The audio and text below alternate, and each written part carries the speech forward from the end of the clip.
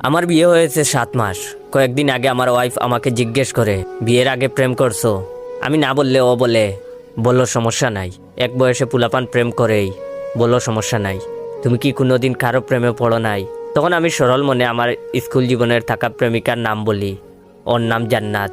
কিভাবে প্রেমে পড়েছি, কয়দিন ছিল সব বলি। এবং এসএসসি এক্সামের পর ওর বিয়ে হয়ে যায়। ওই দিন রাত থেকেই শুরু হয় আমার উপর কথা শোনানো। ও রাতে ঘুম ভেঙে দেখে আমি মুভি দেখতেছি।